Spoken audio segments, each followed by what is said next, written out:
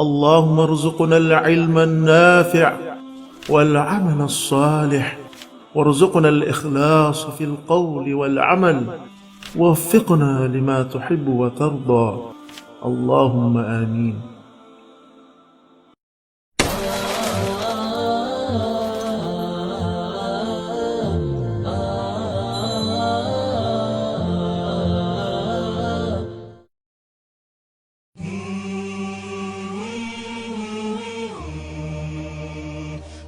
Bismillahirrahmanirrahim. Alhamdulillah. Wassalatu wassalamu ala rasulillah wa ala alihi wa ashabihi wa man tabi'ahum bi ihsan ila yaumiddin. Amma ba'd. Assalamualaikum warahmatullahi ta'ala wabarakatuh. Waalaikumsalam. Ustad, ang tatalakayin natin ngayon ay ang paksang pinamagatang. Ang mga issue laban sa Islam. Ustad, mga isyu. Ibig sabihin, dami-dami. Marami yan. Ang daming mga issue, Ustad, na hindi natin nakuha ng pansin na para bang baliwala lang sa atin dahil tayo ay mga Muslim. Pero hindi pala yung tama, Ustad. Dapat pala, kunan natin ng pansin at sasagutin natin. Gaya ng pag-asawa. Ayan. Ano pang naisip na mo? multiple marriage, no? Oo. Ano pa? Tinatawag na Ng yung tinatawag na yung terorismo. terorismo. O pang-terorismo. Tapos yung Oo. tinatawag na jihad. Oo. Ano pa? Capital punishment. Papatayin daw, Ustad. punishment. Putulan ng liig. Ang daming isyu. Brutal ang batas ng Islam. Pero sa ngayon, ang pinaka-issue ngayon na ating tatalakayin, Peke daw di umano ang Islam dahil sa si Prophet Muhammad sallallahu alaihi wasallam ang sinasabi nila, akala nila no, na nagtayo nito. Dahil sumulpot lang daw ang Islam sa ni Prophet Muhammad sallallahu alaihi wasallam. sa ngayon, ang tatalakayin man natin ay unang episode ito. Papapatunayan muna natin na sila ay talaga mga Muslim.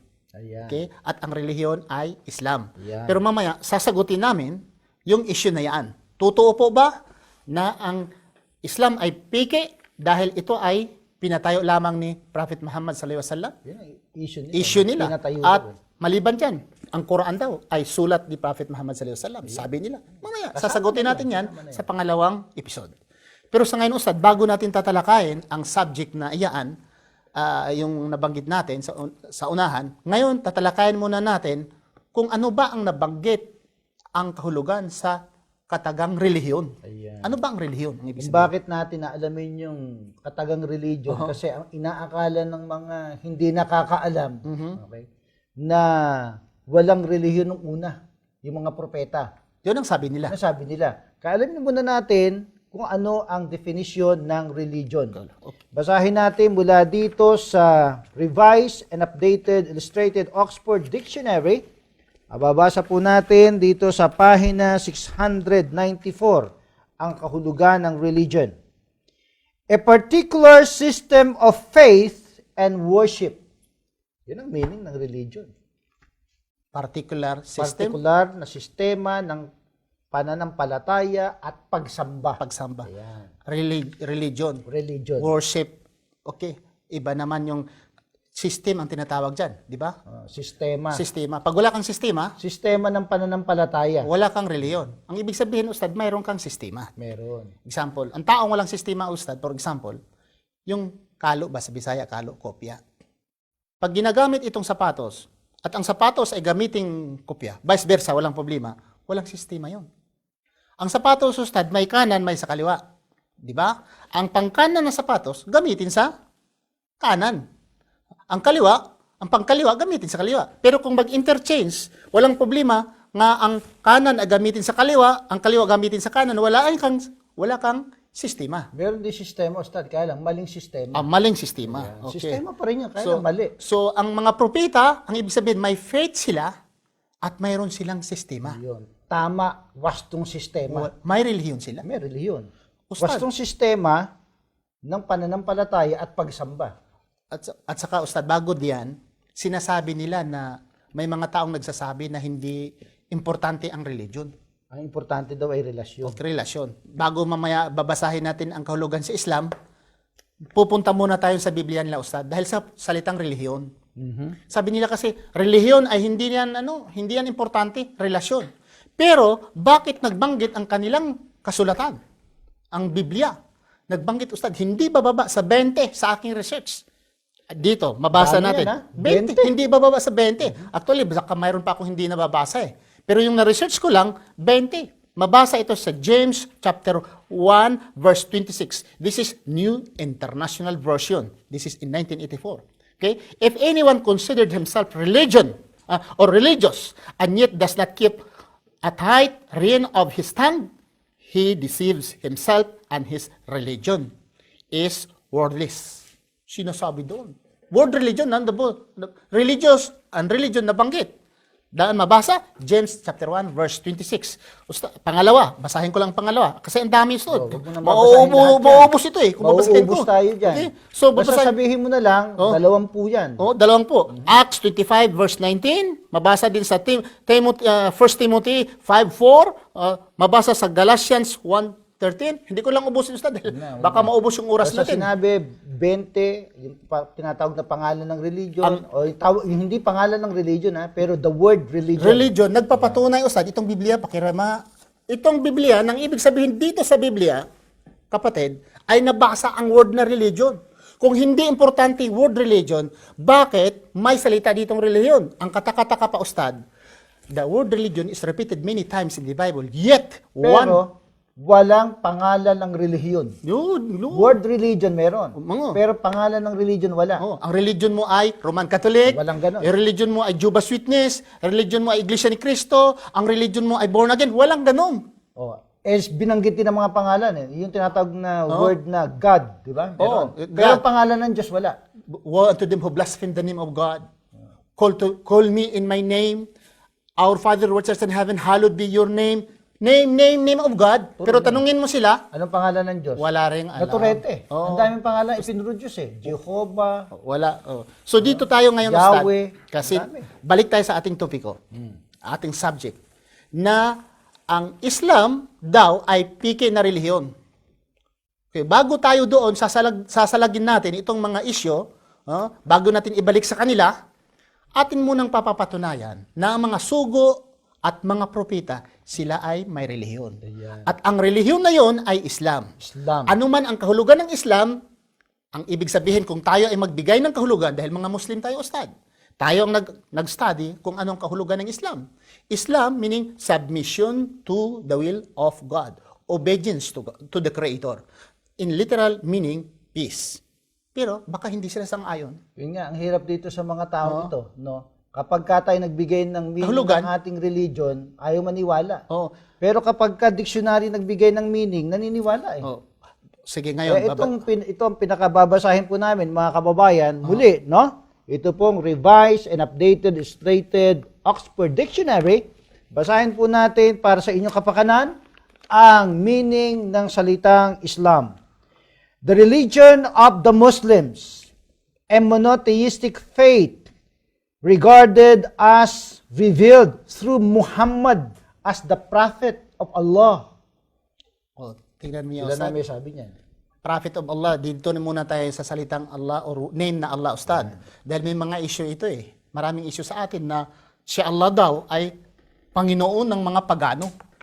Hindi nila alam, Ustad, na dito sa gitnang silangan, ang lahat ng mga tao dito na may pananampalataya sa Diyos, makristyano ka man, o mamuslim, ang tawag ay Allah. Hindi naman God dahil dito hindi naman lugar ng mga Amerikano dito. Hindi Panginoon dahil hindi ito mga Pilipino nakatira dito. Hindi rin Diyos. Hindi mga Espanyol. Dito, Ustad, ang kahulugan ng Islam, ayon sa nabanggit, is the religion of The Muslim. the Muslim. Ayon sa nabasa natin, kay Muhammad daw. Yun ang Sila issue. namin sabi, ha? Sila ang nagsabi. The religion of the Muslims. Okay. Ngayon, dapat nating malaman ngayon, ano ngayon ang relihiyon ng mga propeta? Yun. Ayan. So, Ustad, kung ito, paborito ko itong bersikulo, bago mo babasahin yan sa Tagalog, tungkol nga, kay Ibrahim. sige pa. Yung, lalo na dito si Ustad natin, si Ustad Homer, itong kagayawan, isang Ustad natin, isang kalagan, mabait ito. Kung minsan, di ko lang Nanonood siya babanggitin, ngayon, Ustad. nanonood Nanonood siya, Ustad. So, mag-ingat tayo. Okay. Pagbutihin mo, Oo. Arabic yan, Arabic. Oh, Sige. Quran chapter 3 verse 19. Paborito ko yung Ustad. Sige nga. Inna dina indalahil Islam.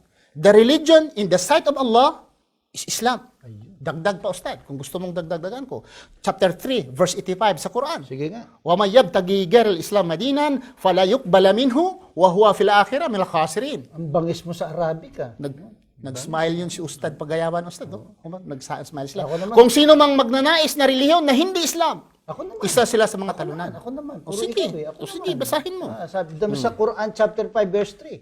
Sabi ni Allah, "This day I have perfected your religion for you, And and I have completed my favor upon you, and I have chosen Islam as your religion." grabe. Islam pa rin, nabanggit pa rin ng Islam. Ha?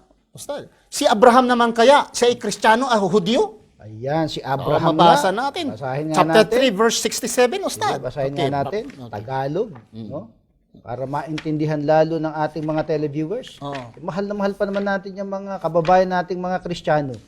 No? Nandiyan pa naman yung ating mga mahal sa buhay. Sige, basahin mo, Ito Ustad. po para po sa inyo sa pagkakasalin po sa wikang Pilipino. Si Abraham ay hindi Hudyo. Gayon din naman, siya ay hindi Kristiyano. Datapat siya ay tunay na Muslim. Grabe. Very clear, Ustad. Sabihin nila, hindi yan totoo. Sabihin na hindi totoo. Dahil kung sabihin na totoo, mag-Muslim sila. Ayun. Pagka Diba? sinabi lang totoo, Mag-Muslim sila. Dahil sabi nila, Ustad, si Abraham is father of faith. Ama na ng pananampalataya. Si Abraham. Ang kapayapaan na sumasa kanya. Sabi nila, father of faith. Sa atin naman, tinatawag siya na Abul Anbiya. The father of the prophets. Dahil karamihan ng mga propeta ay nagmula sa kanya. Ustad, barang ganito ba? Mayroong lupa, Ustad, lupa-lupain. Sabi ng isa, akin ito, lupa. Sabi naman ng inaangkin mo, example lang. Yung lupa-lupain, tinaangkin mo, sa iyo ito. Sabi ko naman, sa akin. Sabi, sa iyo. Sabi ko, sa akin. Dumating tayo sa husgado. Anong itatanong ng husgado? Saan ang katibayan mo? ayan. Kaya kanakala ebidensya eh. Oh, so anong katibayan natin? Ustad, katibayan namin, titulo. May titulo ako dyan, so. Akin itong lupa, may titulo. Sa Islam naman, anong katibayan nyo? May nabasa sa amin eh. Dito eh. Eh baka sabihin nila si Abraham lang yung Muslim. Eh paano Sige. ibang mga propeta? Ikaw bilang Kristiyano, inaangkin mo siya na ano? Sige, basahin mo nga sa Biblia. Basahin mo sa Biblia. Anong relihiyon ni Abraham?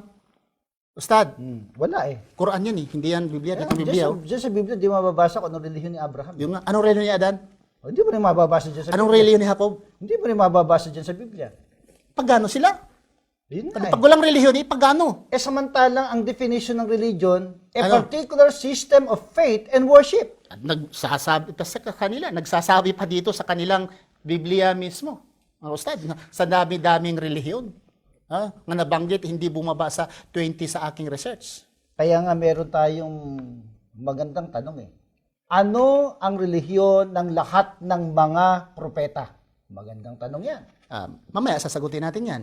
Dito napapatunayan natin na mayroon palang relihiyon ang mga sugo at propita ng binigay ng Panginoon. Subalit, ang karamihan po ng mga Kristiyano ngayon nagsasabi na sila ay walang relihiyon, Ustad. Kaya sasagutin natin ang tanong na yan, ano ang relihiyon ng lahat ng mga propeta? Diyan lang po kayo, huwag kayong aalis at sasagutin po natin ang katanungan niyo. Assalamualaikum warahmatullahi ta'ala wabarakatuh.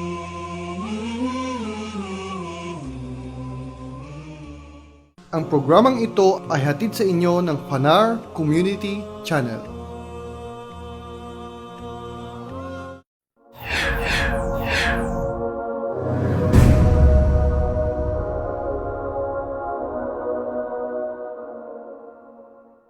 Allah does not burden a soul beyond its capacity.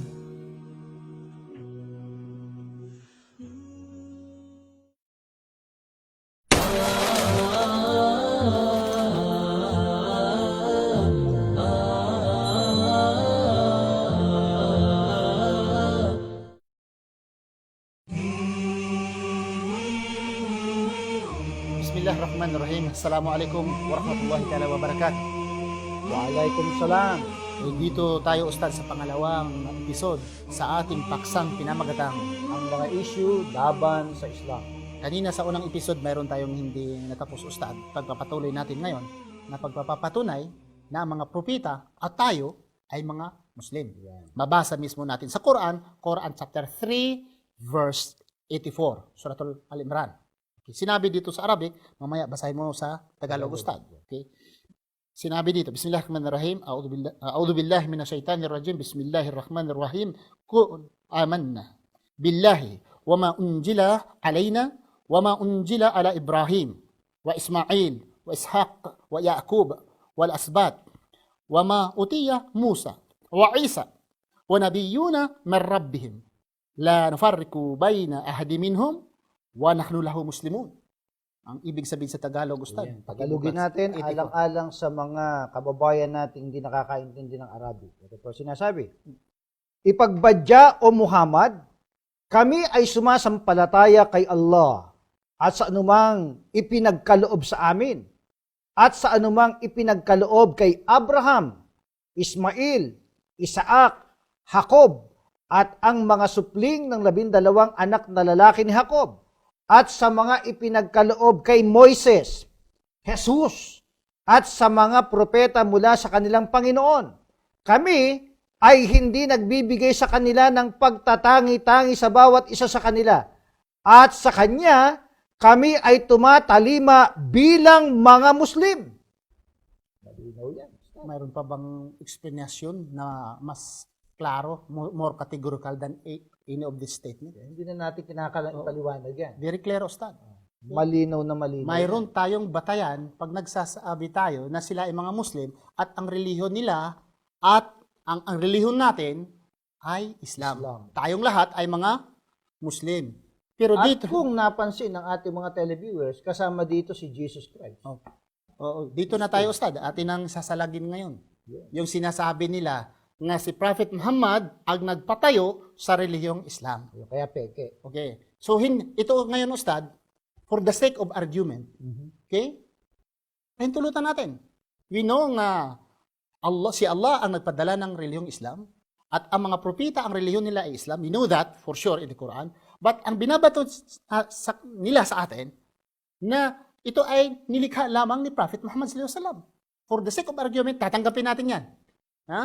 Nga si Prophet Muhammad sallallahu alaihi wasallam ang nagpatayo sa relihiyon na Islam. Okay? At ang dagdag pa dyan, Ustad, kasi without the Quran, there's no religion. Sabi nila, Nagkakaroon lang siya ng relihiyon. at ang sabi nila, ang sumulat daw niyang Quran, si Prophet Muhammad sallallahu Tama, alaihi wasallam. Ustad. Yun ang sabi nila. Sasakyan din natin. Although we do not believe, but sasakyan din natin for the sake of argument. Sige. Na itong Quran na ito ay sinulat nga ni Prophet Muhammad sallallahu alaihi wasallam. Okay, for the sake of argument. Bagamat hindi totoo. Okay. Pero, sinong author nito? Isa lang. Sabihin natin, si Prophet Muhammad sallallahu alaihi wasallam. And Biblia. Ang Biblia, ilan ang author? Ang dami-daming author, Ustad. Napakarami. Maliban sa mga maraming author, may mga anonymous books dito na walang author. Hindi nalalaman kung sino ang mga author. Piliin ninyo. Isa ang author, marami ang author, anonymous pa. Mayroon pang mga anonymous. Saan ngayon? At Ustad, itong maraming author, halos every year, ni-revise. Isa ang author, walang revision. Meron 1,400 lang- years. Meron lang translation. Di translation. But Pero the Arabic, revision Ustad, ang Arabic, nga mula kay Prophet Muhammad sallallahu alaihi wasallam hanggang sa ngayon, there is no single Arab on earth of today, Ustad, nga ni-revise nila ang Quran. Nga yung Arabic, ay translation naman, Ustad, hindi naman yung Quran ang translation eh. All the scholars, Muslim scholars on earth, they do not accept English as the word of Allah. Ang Allah ay hindi Amerikano. At ang Allah naman, of course, ang Allah naman hindi Arabo, of course. Pero yung salita niyang nireveal kay Prophet Muhammad sallallahu alaihi wasallam, Arabic. So pag tinatranslate, sinasali natin ng ibang lingwahe, nagkakaiba na, Ustad. Tandaan mo, isa ang author, sabihin natin si Prophet Muhammad sallallahu alaihi wasallam, okay? Hindi ni-revise. 1,400 years. Hindi na-revise. Biblia. Ang daming revision, Ustad. Okay? Aside from that, Ustad, itong libro na ito, na isa lang ang author, sabihin natin si Prophet Muhammad sallallahu alaihi wasallam, there are millions of Muslims who memorize the Quran. Anong masabi mo ngayon, Ustad? Masabi natin, ilang taon nga yung pero nasa record ng mga Muslim na batang-batang nakamemorize. Mayroon nga ngayon, Ustad, 2 years old na memorize. Imagine, Oh, 2 years old. 3 years old. Nagtaka nga sila. Samantalang ano mga pinaka-naturalisan ng bata na nasa 2 years old? Anong ginagawa ng 2 years old? Usually. Actually, Ustad, it's a miracle. Exemptional yun dahil 2 years old. But mostly ngayon, nakamemorize ngayon, 5-year-old, 6 years old, 7-year-old, Ustad, mayroon pa nga 50 na nakamemorize sa Quran. Pero ako lang yung 50 matanda na hindi nakamemorize sa Quran. Pero daming mga matatanda, Ustad, nakamemorize sa Quran. It's a living evidence and proof that the Quran is a miracle. Dahil namemorize, Ustad. At ang isang taong nagsulat nito, kasi sabi nila, hindi naman natin na paniniwala yan, ha? Tinanggap lang natin for the sake of discussion. Itong aklat na ito, na isang author, ginagamit kung saang batas ng mga Muslim. Sumisigaw ang mga Muslim. Quran ang ipairal. Quran ang ipairal. Halos lahat ng mga Muslim sa buong mundo, halos lahat, sabi nila, ipairal ang batas ng Quran. Ang batas. Ang tanong, Ustad, ilang Kristiyano nagsabi, ipairal natin ang batas ng Biblia. ilan? Wala. Sinong nakamemorize sa Biblia na Kristiyano? Wala nakamemorize ito. Kahit isang chapter, wala eh. Ustad, kung Tapos ginagamit lang ang Biblia, Ustad, sa husgado. at saka Ustad, Sasabi, papatong na yung kamay. oo, yun. Sabihin mo, are you telling the truth? Oo. Nothing but the truth? Pero Sabi, hindi "But help me, binubuklat." God. Sabi, papatong na yung kamay. Oh, Ustad, hindi ganoon. Kung may resita ka, ang salita ng Diyos, Ustad, palang resita. Okay? Pag resita ba, huwag kang magnakaw, huwag kang maglasing, huwag kang mangangalunya. Nandito, sundin mo. Ustad, parang resita ba? Ustad, kung ang resita, bigyan ka ng resita sa doktor, ganun mo lang, paano ka magagamot? If you believe the Word of God if you believe the Bible to be the Word of God, then use what is inside in the Bible. Dapat. Saka, yun nga, Ustad, sa zero balance na eh. Okay. Dito, kung titingnan natin, scientifical dito, Ustad, maraming unscientific dyan eh. Dito, ang mga science, Ustad, hanggang ngayon, nandito sa Quran, nagtaka sila. Like embryology, like expanding of the universe, the source of life, water, and all the creation of God in pairs. Nandito ang mga scientific proof ng Quran. Maging yung nangyari kay Paraon. Oo, nandito, Ustad. Kung may panahon tayo, we will discuss science in the Quran.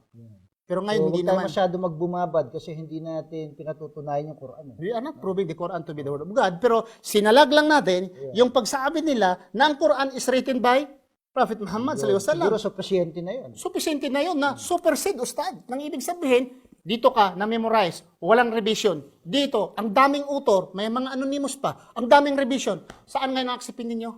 To be the Word of God. Sinong matalino? Kung talino, ang pag-usapan ay talino, hindi sa Diyos. Talino. Sino mas matalino? Dito, Ustad. Dito naman tayo sa religion binabato.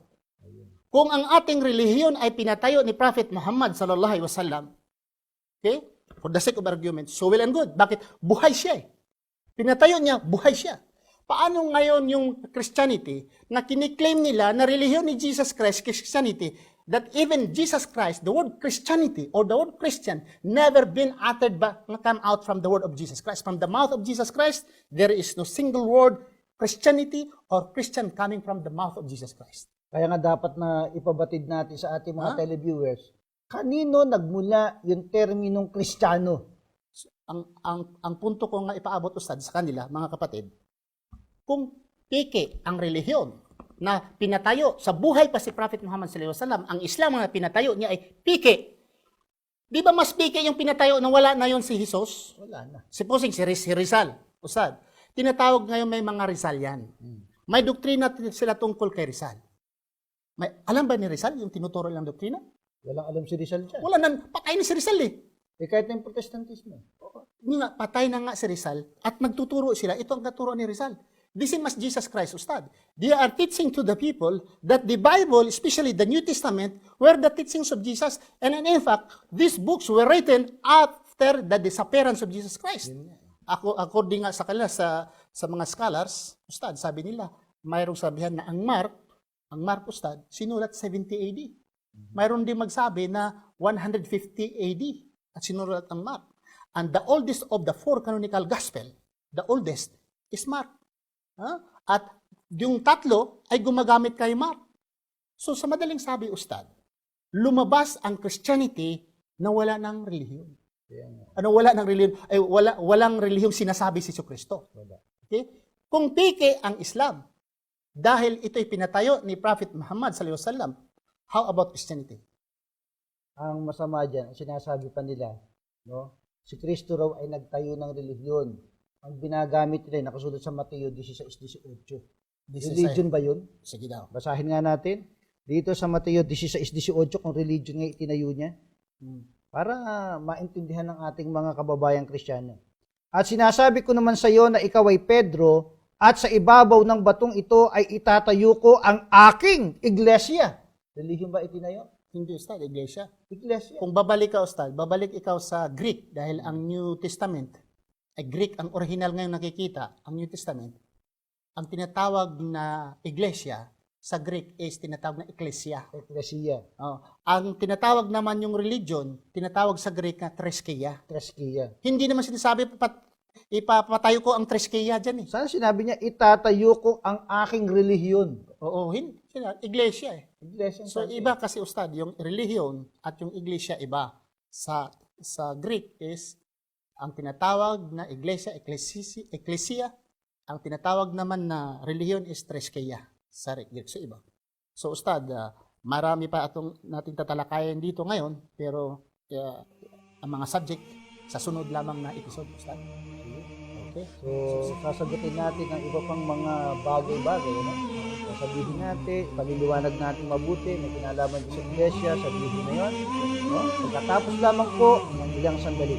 Assalamualaikum warahmatullahi ta'ala wabarakatuh. Ang programang ito ay hatid sa inyo ng Fanar Community Channel.